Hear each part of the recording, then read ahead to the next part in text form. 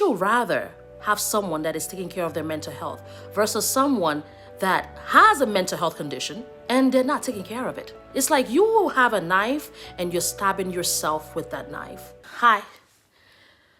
So something came to my attention this week and I felt to share it with you guys.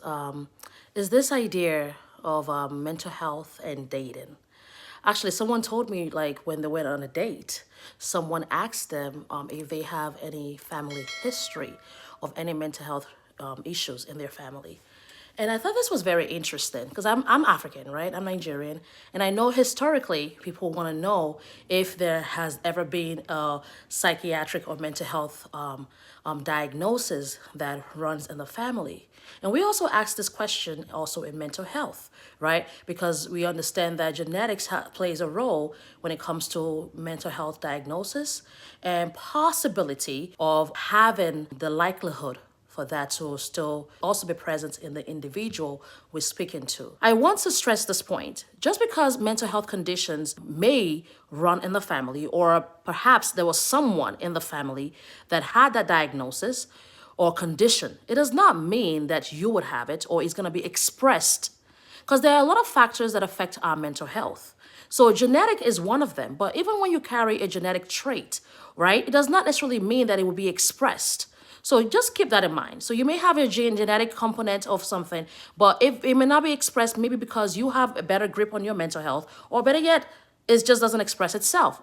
We all have different things that it expresses itself in our body that we also have no control over. Something that I thought about recently, we have not all existed on this earth for thousands of years. And if we really, really want to think about it, I feel like mental health issues, I'm sure, runs in almost all family. It may not be in your present family, it may not be in your immediate or your next of kin, but the whole idea is that if we really want to think about it, I'm certain that there has to be some form of mental health condition that may have run in the family.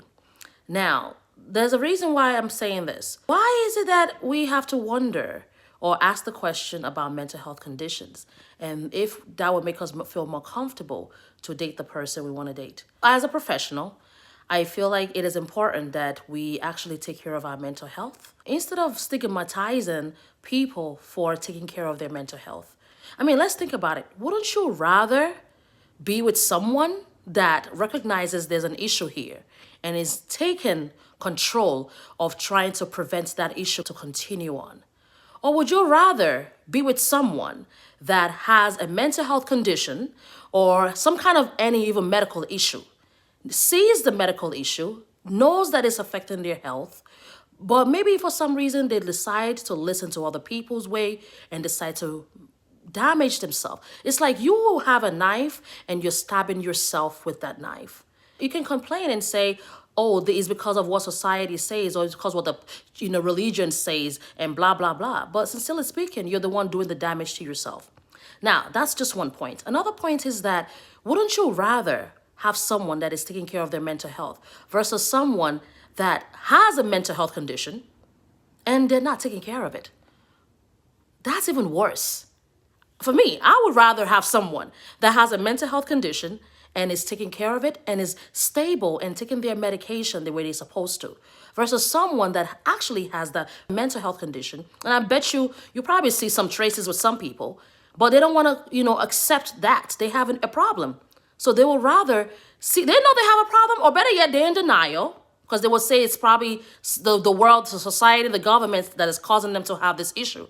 But the point is they have the problem and they choose not to take care of it. And they don't have a diagnosis, or it does not run in their family, right? It doesn't run in their family because they were never medically or psychologically diagnosed. So that question that people often ask, oh, does it run in your family? It could run in your family. And because nobody ever got a diagnosis, you don't know. They never got a diagnosis, so guess what? They will say no. And let me tell you something. Just because someone has a medical diagnosis, and everybody, listen, 25% of the lifespan that we spend on this earth, we're going to endure some kind of psychiatric issue.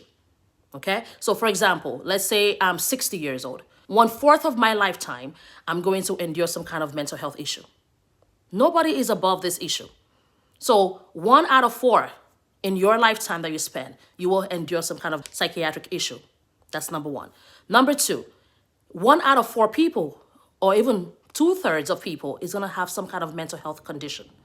Nobody's above this. We have all know what it feels like to be sad or down or unhappy, or not eating because we're not happy, or we're not sleeping well because we're feeling restless because of problems that are occurring. Nobody's above this. We've just probably didn't have a diagnosis and we got out of it. We got better. That's the same idea. Just because someone does not have a diagnosis does not mean mental health condition never ran in their family. And again, there's nothing wrong with someone getting care. It's better for you to get care versus not to get care. Just because you don't have the diagnosis does not mean you're safe or you don't have a mental health condition.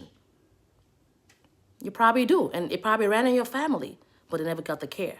So that stigma isn't correct. And I bet you, go ask your grandmother or grandfather, trust me, somebody had a mental health condition. And if it's not them, maybe somebody in the future. Every generation has gone through that, one point at a time. Slavery enough was enough to give you a mental health condition. Hopefully that helps someone today. So don't stigmatize people because of their diagnosis. Don't stigmatize people because of because they're getting care. It's better for them to get care and feel like they can control things versus not getting care and in denial and not taking care of their health and also not controlling things. Don't forget to follow me. My name is Dorian. I'm a psych nurse practitioner at Bridge Health, where we provide all services to all ages of all groups. And of course, feel free to follow me on Rethink Life with Dorian, where we unlearn to relearn. Stay tuned. Thank you. Bye for now. Don't forget, please be sure to like, share, and subscribe. Thank you.